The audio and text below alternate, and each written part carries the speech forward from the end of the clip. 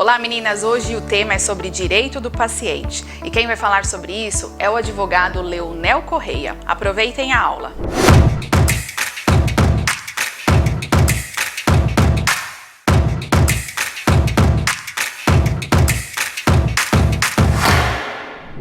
Bom dia a todas, é um grande prazer, mais um ano estar aqui nesse curso de promotoras legais populares, a convite da doutora Sandra Nogueira. É um grande prazer compartilhar com vocês um pouquinho do conhecimento acerca desse rumo tão fascinante que é o direito médico e hospitalar. Eu me chamo Leonel Correia, sou advogado em âmbito de direito médico e hospitalar, especificamente trabalho para profissionais da saúde, porém, eu sempre trago aqui um pouco de conteúdo do atendimento médico em geral. O direito médico ele é muito fascinante porque ele está no nosso dia a dia, né?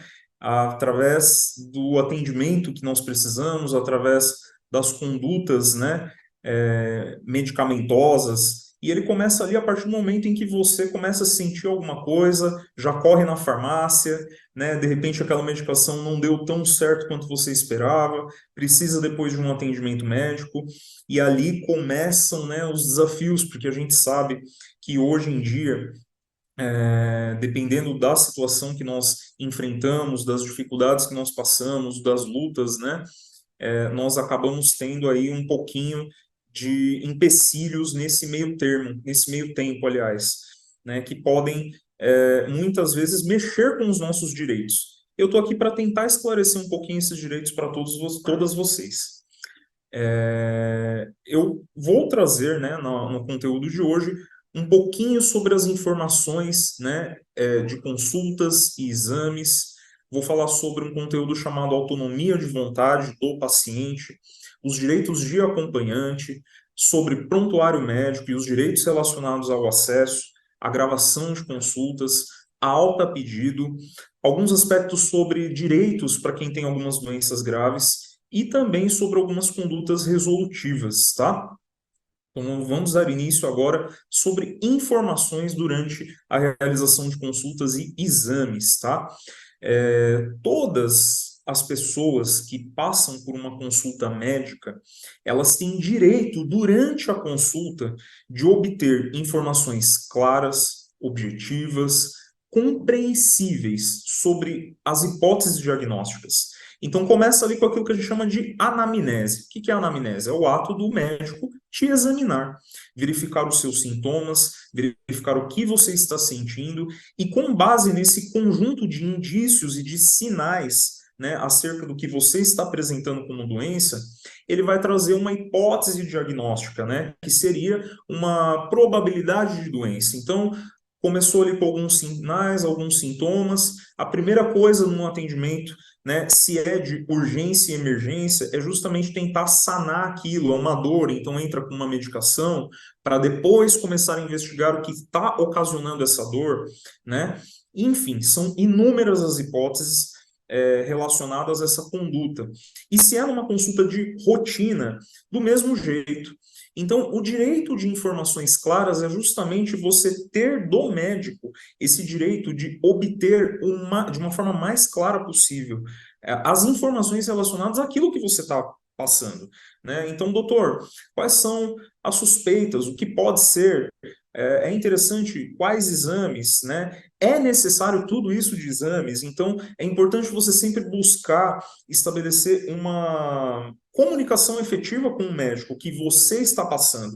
Não importa se é uma consulta agendada, uma consulta de rotina, ou se é uma consulta até de pronto atendimento de urgência e emergência, que a gente geralmente incorre aí nos hospitais, né, na Santa Casa, nos pronto-socorros, tá?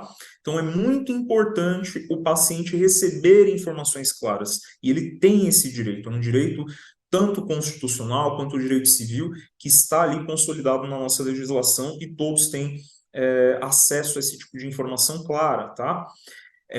Todas as vezes que o médico indicar um tratamento ou um procedimento que seja mais invasivo, tá?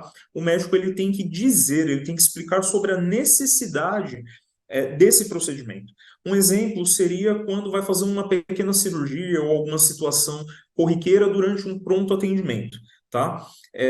Qual é a conduta que vai ser tomada? Precisa de anestesia? Não precisa? Quais são os riscos, né? Qual é o instrumental que vai ser utilizado? Que parte do corpo que vai ser afetada? Às vezes acontece um acidente, esse acidente teve um problema ali com a mão, por exemplo, decepou um pedaço, teve uma situação inconveniente, um corte mais profundo, precisa de uma cirurgia naquele momento. Então, todas as informações relacionadas a essa conduta, elas precisam estar muito claras para o paciente, tá? E também os efeitos, né, colaterais, os riscos e todas as situações indesejáveis que podem acontecer durante esse procedimento, tá?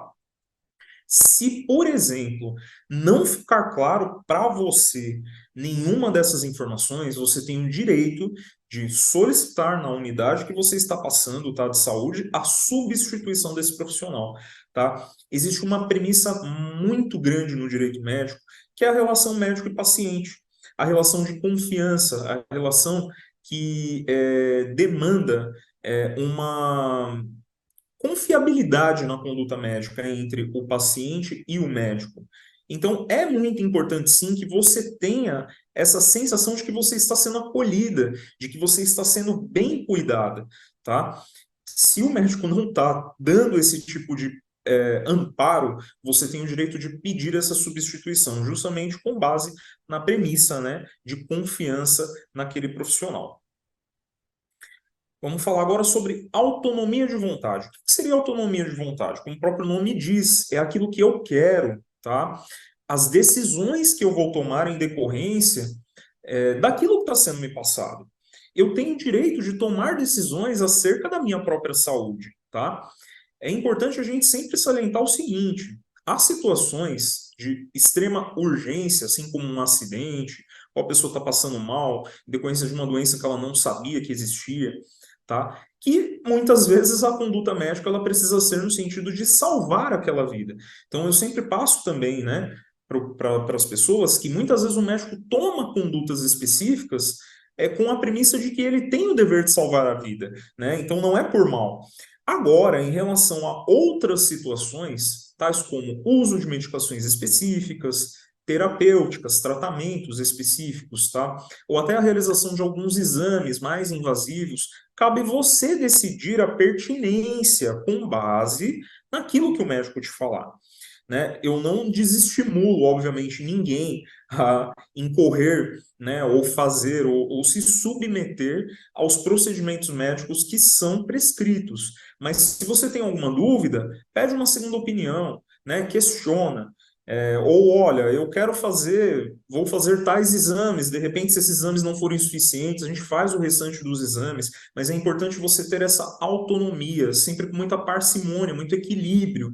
Não adianta a gente ser seis, trocar o seis por meia dúzia, aliás, né? Às vezes você nada, nada, nada e morre na praia, né? Por conta de uma teimosia também sua. Então, a gente tem que ter essa medida, tá? Essa ponderação acerca dos procedimentos que são propostos para nós, tá? Existe uma situação quando o paciente ele não consegue expressar a vontade dele, né? Então, pela legislação, tá? Tanto o Código de Ética Médica quanto o Código Civil, o médico ele só pode atuar irrestritamente nessa pessoa, tá? Quando são procedimentos de urgência e emergência, combater lesões, enfim, situações de muita urgência. Geralmente situações de acidente, né? Então a pessoa vai, às vezes as terapêuticas, as medicações, os procedimentos precisam ser adotados naquele momento e não dá para ter o consentimento, né, do próprio paciente. Se tem algum familiar, às vezes fica até um pouco mais fácil os médicos conversarem antes, mas a depender da urgência, da pressa, não há muito que ser feito. Primeiro a conduta precisa ser tomada para tentar salvar aquela vida e depois se discute acerca do que é possível e o que não é, tá? Existe um documento que muitas vezes vocês vão ter que assinar, tá? Esse documento é utilizado para exames mais invasivos e também para cirurgias, tá? Que é um documento chamado Termo de Consentimento Livre e Esclarecido. O que é esse termo? Acredito que vocês já devem ter, alguma vez na vida de vocês, tido contato com ele, tá? É um documento que fala sobre os riscos daquele procedimento. Então, muitas vezes ele fala da questão dos riscos de uma parada cardíaca, de uma parada cardiorrespiratória, hepatorrenal, de uma situação relacionada às possíveis reações daquela medicação, reações alérgicas, enfim, são inúmeras as condições, de acordo com cada tipo de tratamento, que vai determinar especificamente aquilo que pode ocorrer de ruim, tá? São possibilidades. Por que que esse termo é importante você fazer a leitura, tá? Primeiro, para que você tenha o conhecimento daquilo que você está incorrendo, daquilo que você está se submetendo. E, em segundo lugar, para que você também expresse para o médico, para a clínica ou para o profissional da saúde eventual ausência de informação. Né? Então, se ali naquele termo não tem tudo o que você precisa saber, você tem esse direito de cobrar deles, tá? Então, poxa, você vai internar um ente querido, vai internar uma pessoa para fazer um procedimento, e de repente não é passado para você todas as possíveis intercorrências acerca daquilo, então é um direito que você tem também de buscar ali a partir do momento em que você está naquela situação, né, concreta, tá bom? E existe também uma autonomia, um princípio de não saber, tá? Como que funciona isso? É até um pouquinho complexo de explicar, mas às vezes você está buscando, passando por situações na sua vida que envolvam ali uma questão emocional muito delicada, muito difícil de você lidar, e você pede, você informa para o médico, né, que caso ele entenda ou ele descubra alguma doença que seja de uma conotação contagiosa, uma doença grave, algo que seja uma situação um pouco mais complexa para você lidar, né, você pode pedir para ele o direito de não ser informada, tá? E como que funciona isso, Leonel? Eu não vou ser informado, eu não vou conseguir me tratar? Geralmente a gente usa esse direito com um acompanhante, tá? Uma pessoa de confiança. Então você fala, ó, eu não quero saber especificamente, mas conversa com esse acompanhante, né, um esposo, um companheiro, companheira, enfim, acerca desse problema que você está diagnosticando em mim, porque eu não tenho cabeça para saber disso, tá? Então tem pessoas que não têm emocional para receber uma notícia delicada naquele momento, pelo menos naquele momento não tem. Então você tem essa autonomia de não ser informado do seu estado de saúde. Vou falar um pouquinho agora sobre os acompanhantes, tá? Quais são as situações que a legislação determina e permite que o paciente seja acompanhado, tá?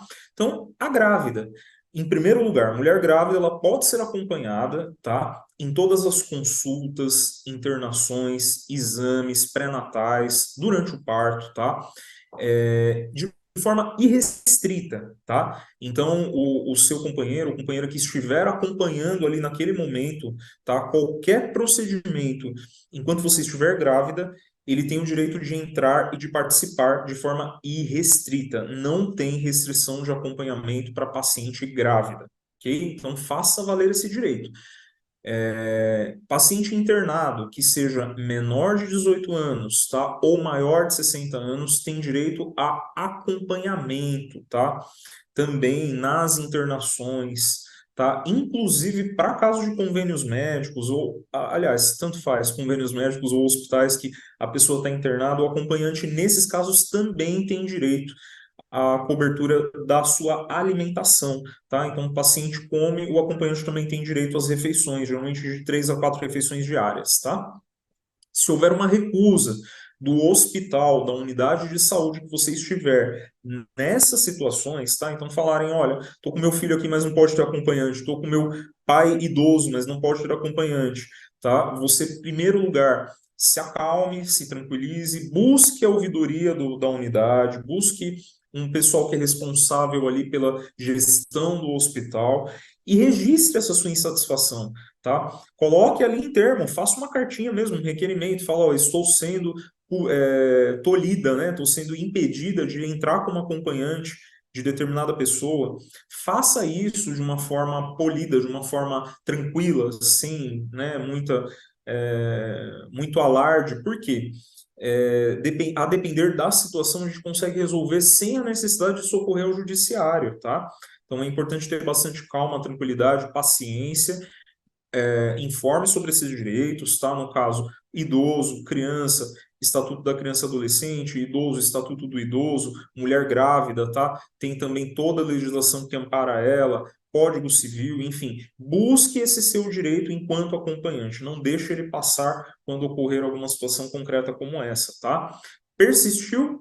Vai até a delegacia, lavra boletim de ocorrência, em último caso, já busca a Defensoria Pública, tá? Para ingressar em juízo também, busca a OAB, porque daí eles entram com uma ação para te fazer valer esse direito, ok?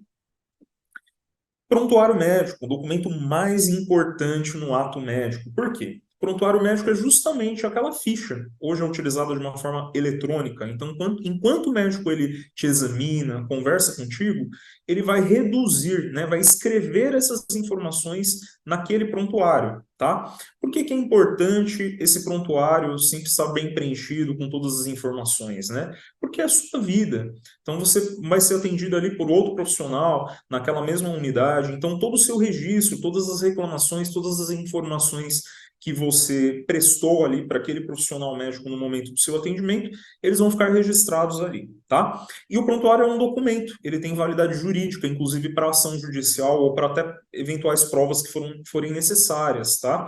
O paciente ele tem direito de exigir cópia do prontuário, tá? Se é eletrônico, prontuário impresso, a qualquer momento, tá? Se a unidade se recusar a fornecer esse prontuário para você, você pode buscar a entidade de classe, tá? Regulamentadora, o CREMESP para os médicos, né? O COREM, quando for parte da enfermagem, tá? CREFITO, quando for da fisioterapia. Então, você tem direito de fazer uma reclamação naquela entidade de classe, né? Acerca da ausência do fornecimento do prontuário. É muito importante porque prontuário é um documento que é do paciente e o paciente tem direito ao acesso a ele. Por que que às vezes a gente pede o prontuário? Justamente para as ações judiciais. A gente está falando de um erro médico, um possível erro médico. A gente pede esse prontuário justamente para que ali a gente consiga verificar quais foram as condutas médicas tomadas e o porquê que eventualmente houve uma falha, tá? É lá que a gente muitas vezes pega o erro do médico, do profissional da saúde que seja, tá? Porém, uma vez que você obteve o prontuário, é importante você guardar o devido sigilo, tá? O prontuário é um documento sigiloso. Eu não recomendo postar na internet fotografia de receita, de prontuário, fotografia até do próprio profissional da saúde. Se você tiver algum problema específico durante o seu atendimento, evite fazer isso, porque daí você pode virar o jogo contra você mesmo, tá? Muitas vezes a gente perde a razão naquele momento. Então, vamos buscar os meios legais e adequados, tá? Identificar o problema e colocar esse problema de uma forma jurídica, né? Para que não traga a você eventuais prejuízos, ok? É um dever do médico, inclusive falando de receita, tá? E de receitas médicas e atestados, que ele escreva de forma legível e compreensível, tá? Então, acho que a primeira pessoa que tem que ler a receita que é passada, quando ela é feita à mão e não é feita no computador, é o próprio paciente, tá? Então, uma dica que eu costumo dar, se você não conseguiu ler ali o nome do remédio que o médico te passou, o farmacêutico vai ter bastante dificuldade também, você já tem o direito de pedir naquele exato momento que o profissional, que o médico faça a substituição dessa receita para você, ok? Se o médico, por algum motivo, tá, ou esse profissional, se recusar, não pense duas vezes. Vá até a entidade de classe, tá? E, em último caso, a gente tem como pedir essa documentação em juízo mediante uma ação, tá, chamada habeas data, que é uma ação para obtenção de documentos que são negados, tá? Ou uma obrigação de fazer. Vou falar um pouquinho agora sobre gravação de consultas, tá? Existe uma premissa, tá, no direito médico, que é o possível direito do paciente de gravar as consultas durante aquele atendimento. Porém, existe uma discussão muito grande. Tem unidades de saúde que você vai, já tem até uma placa na porta falando proibido gravar, tá? Só que não tem nada na lei que impeça você de gravar a consulta. Só que assim, eu falo muito desse direito e é um direito que tem que ser usado também com razoabilidade, tá? Porque o médico ele atende muitos pacientes durante o dia. Realmente é uma rotina muito cansativa, né? Então, o que que eu indico? Olha, eu quero exercer meu direito de gravar porque o médico vai me dar aqui um tratamento, ele vai me explicar sobre uma conduta que eu tenho que tomar que seja um pouco mais complexa. Então, qual é a indicação que eu tenho? Grave nessas situações. Não é já entrando com o celular na mão, gravando, expondo, não é o mais adequado, porque isso vai criar, né, vai quebrar, aliás, toda aquela falta, aliás, toda aquela empatia que vocês teriam que ter, né, que o médico teria que ter com o paciente. Então, eu não indico fazer isso. Eu acho que você deve chegar até o profissional que está te atendendo e explicar para ele, doutor, posso gravar? Posso gravar um áudio? Posso gravar, de repente, um vídeo? Para eu entender o que o senhor está me falando, para eu processar isso com mais calma, para eu mostrar para o meu esposo, para o meu companheiro, minha companheira, tanto faz. Eu acho que assim, é importante você deixar claro para ele que para você é importante. Você acha muito complexas as informações que estão sendo passadas. Às vezes são muitos remédios, muitas informações, e você quer gravar, tá? Então é um direito que você tem, sim, mas a gente tem que usar com razão, tá? E outra coisa, lembrar do dever de sigilo, tá? Nunca divulgue isso por qualquer meio, WhatsApp, e-mail, redes sociais para terceiros, tá? Então é uma informação que tem que ficar guardada com você. O atendimento médico é dotado de sigilo. Não podemos sair por aí espalhando o que aconteceu na consulta, tá? Vamos agora para alta a pedido, tá? O que que seria alta a pedido? Em alguns casos, que você está ali na observação hospitalar ou no pronto-socorro, você pode pedir alta, você pode pedir para ir embora, tá? Quando essa alta é permitida? Quando, apesar do tratamento que você está tomando, você está se submetendo, aliás, tá? Não te representa um risco de vida. Então, às vezes você foi atendida, controlou a sua dor, mas estão querendo te segurar e você não quer ficar na unidade, você está em plena consciência, tá? Você até pode pedir para ir embora. Você fala, eu quero ir embora, eu quero a minha alta pedido. Pode ser. Aí, qual é o dever do médico em decorrência disso, tá? Te explicar que no entendimento dele, né, não é adequado você sair, você evadir da unidade, tá? Porque ele quer exames complementares, ele quer observar um pouco mais como que vai evoluir aquele sintoma todo que você apresenta, aqueles sintomas todos que você apresentou, tá?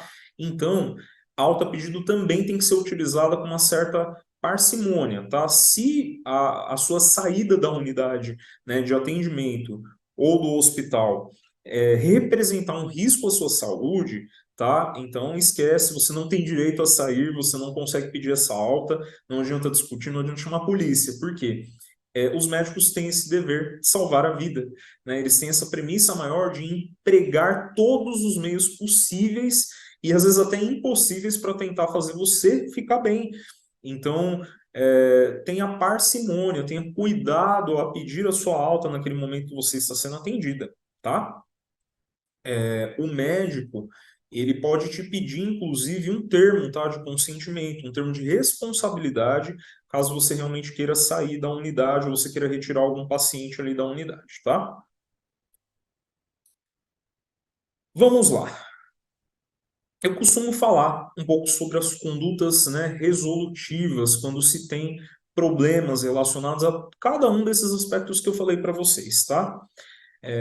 O médico não me atendeu bem, o médico cometeu um possível erro, existe uma conduta que não ficou bem explicada, o médico não tem uma boa vontade, enfim, eu estou vivendo ali algo muito complicado em relação a esse meu tratamento, tá? Então, o que se relaciona à conduta do profissional da saúde, tá? Você tem o Conselho Regional de Medicina, tá? O que atende a nossa região do Alto Tietê na cidade de Mogi das Cruzes. Então, nós temos uma unidade do Conselho Regional de Medicina, subseção de Mogi das Cruzes, que recepciona reclamações e denúncias, tá, contra médicos.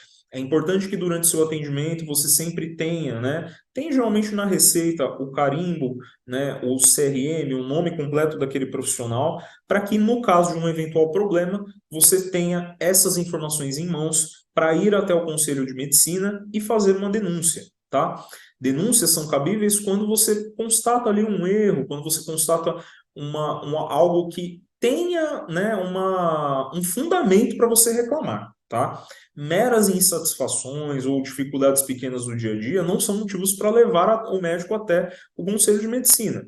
Agora, situações que são mais complexas, é importante que você leve isso né, em forma de reclamação no CRM, tá? Outro detalhe, todas as unidades de atendimento e hospitais, eles sempre vão ter ali uma ouvidoria, né, um setor de reclamações, um órgão regulamentador, um profissional que fica ali para poder ouvir. Então, registre a sua reclamação naquele local. Pegue uma cópia desse seu registro, tá? Eu sempre falo, faça por escrito. Pega uma folha sulfite, já faz ali por escrito, assina, protocola, pede uma cópia, tá? É importante você levar isso a conhecimento, porque às vezes é tão corrido na unidade, é tão complicado de gerenciar todos aqueles atendimentos, aqueles exames, aquelas condutas médicas que são feitas, tá? Que, no caso, o setor de ouvidoria, o setor de regulamentação da unidade, ele acaba resolvendo, sem a necessidade de você ir para o judiciário, tá? Provas. Tem o seu celular em mãos, mas falo mais em relação a fotografias de documentos, tá? Fotografias e registros relacionados àquela conduta que está sendo tomada. Fez ali um requerimento, protocolou, pede uma cópia, eu tiro uma foto, tá? É importante que você tenha uma via. Tem pessoas que não pegam o resultado do exame, deixam o resultado do exame lá, fique sempre com uma via, solicite, tá, esse tipo de prova, para que você pode utilizar dela e se beneficiar dela no momento em que você tiver uma demanda, às vezes até mesmo judicial, tá? Um órgão que também é muito bom, tá? É a Agência Nacional de Saúde. Como é que funciona a ANS? Hoje ela é uma plataforma 100% eletrônica, tá? Então ela é de forma digital.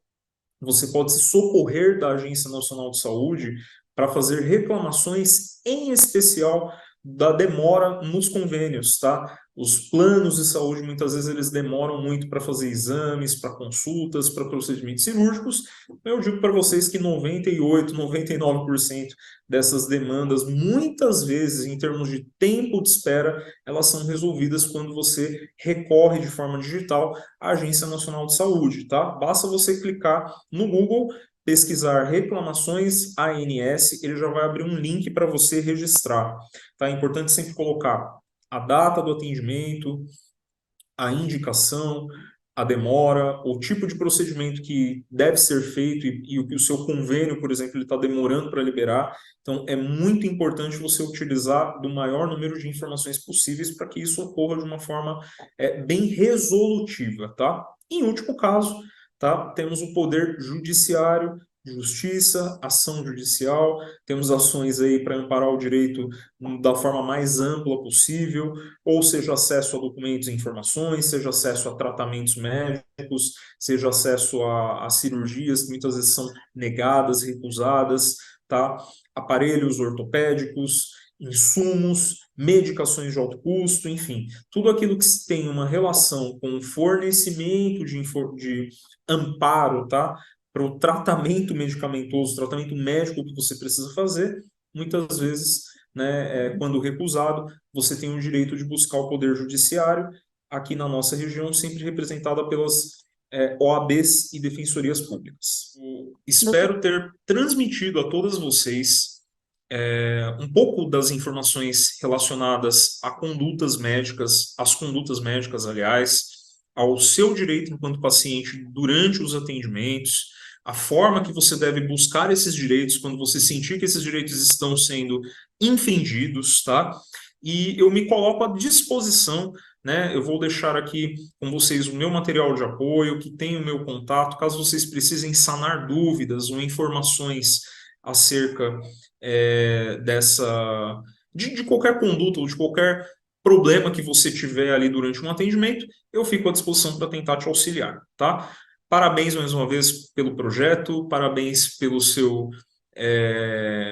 sua dedicação a todas as aulas do curso de promotoras legais populares. Parabéns à doutora Sandra, primeira-dama Larissa Chiuchi e toda a equipe que está envolvida nesse projeto tão lindo e tão especial que eu tenho participado aí há algum tempo.